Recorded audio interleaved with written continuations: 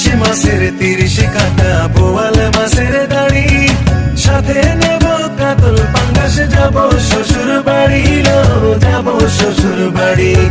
পহেলা শীতে বিয়া করতে গরুর গাড়ি লয়া, জামাই সাজায় আইমু আমি, থাকবি বউ সাজিয়া, থাকবি বউ সাজিয়া।